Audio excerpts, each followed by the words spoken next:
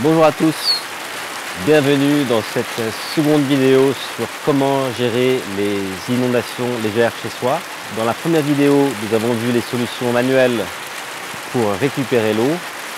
Dans cette seconde vidéo, je vais vous présenter des machines électriques qui vous seront très utiles, évidemment sous réserve que l'électricité dans la maison fonctionne encore. C'est relativement simple, une première partie sur les aspirateurs qui permettent d'aspirer l'eau et une seconde partie beaucoup plus brève sur la pompe. C'est parti!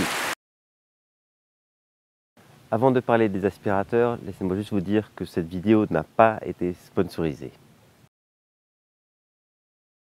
Alors la première chose à faire, c'est de transformer l'aspirateur de son mode poussière dans le mode eau. Bon, déjà, en fait, c'est relativement simple. Vous n'avez pas aspiré l'eau avec des aspirateurs de salon classiques. Donc, le mot d'ordre, c'est de savoir s'il y a ce cylindre ici, qui est souvent en inox. Là, c'est a priori un aspirateur qui aspire aussi l'eau.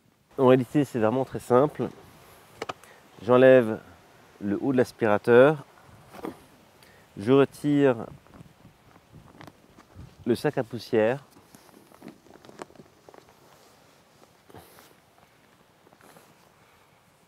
Ensuite, vous voyez que le contenu est parfaitement vide et ce réservoir est étanche. Ensuite, vous avez un module ici, un filtre à poussière dont on n'aura pas besoin. Donc ici, c'est très simple.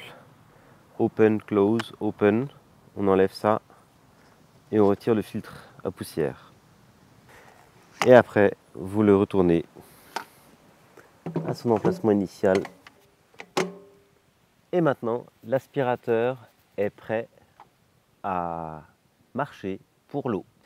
Et une dernière chose importante, c'est de vous assurer de bien prendre le bon embout. Donc ici, dans ce modèle aspirateur, ce bon embout, c'est celui-ci qu'il faut flanquer de cet embout supplémentaire avec le caoutchouc à l'avant ici. Et c'est assez simple, ça se clipse de cette manière.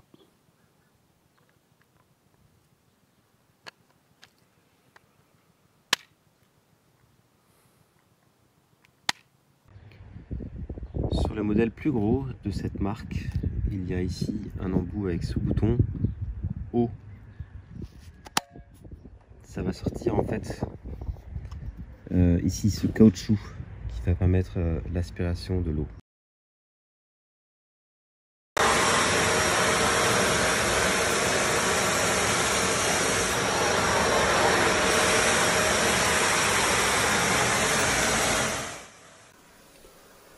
Pour la manipulation de l'aspirateur, je n'ai pas grand chose à vous raconter, c'est comme un aspirateur à poussière. Donc simplement passer régulièrement sur le sol. Et juste un élément important, c'est que lorsque l'aspirateur commence à faire un bruit un peu strident, c'est qu'il est plein d'eau et donc il faut bien veiller à le couper rapidement et ensuite à vider l'aspirateur de son eau. Et c'est le même maître mot que pour la raclette, il faut être très persévérant.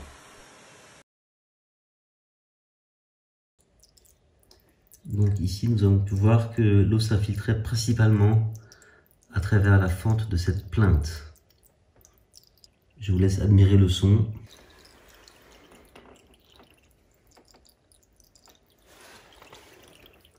Et donc ma femme a eu la brillante idée de simplement mettre en permanence l'aspirateur d'eau contre cette arrivée d'eau. Vous voyez ici le grand aspirateur dont le bouton permet de régler l'intensité et le minimum ici suffit, inutile de mettre sur maximum.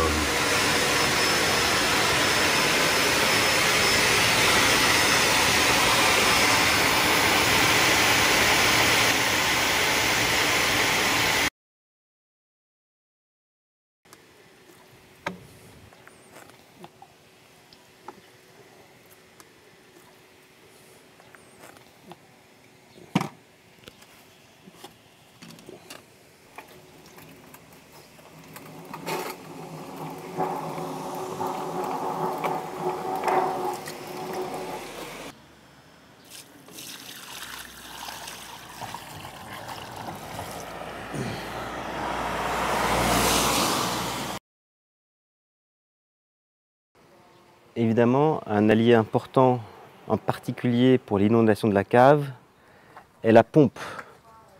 Donc si votre maison est exposée aux fortes précipitations d'eau, eh bien, il faut absolument que vous ayez une pompe en réserve. Le principe est que l'on connecte le tuyau d'arrivée de la partie aspirée sur le connecteur horizontal. Et ensuite, à la différence de l'aspirateur, il faut absolument que le tuyau de sortie soit immergé dans l'eau, sinon vous allez user la pompe. Donc vous voyez ici le tuyau d'arrosage qui monte vers l'extérieur à travers ce petit vasistas. Et de l'autre côté, donc le tuyau ressort et il est donc connecté, vous le voyez ici, à l'entrée horizontale de la pompe. Donc ceci est une pompe de modèle Gardena. Évidemment, toutes les pompes sont différentes, mais elles ont en commun le fait qu'il faut les amorcer pour qu'elles puissent démarrer. On met ce bouton sur fil pour remplir. On ouvre ce bouton ici pour faire une vérification que l'eau est bien placée. Si vous n'arrivez pas à ouvrir le bouton, vous pouvez prendre un tournevis.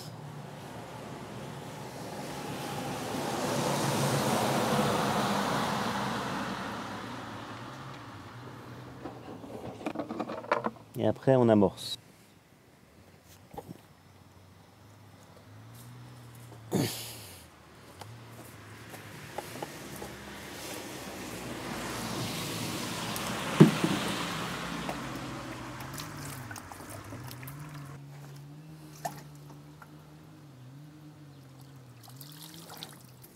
Et vous pouvez vérifier que ça a marché en voyant ici le liquide qui sort. Donc bien sûr, il faut fermer celui-là.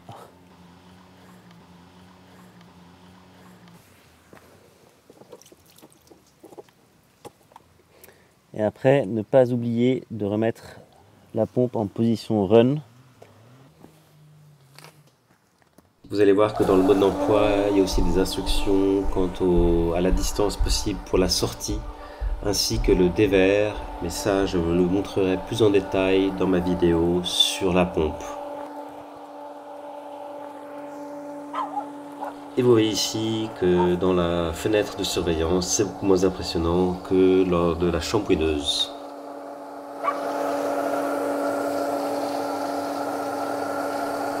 Et vous voyez ici que le tuyau de sortie doit être connecté à la sortie verticale. Et ensuite, donc, idéalement, reversé directement dans l'égout, ou en tout cas à l'extérieur de la maison.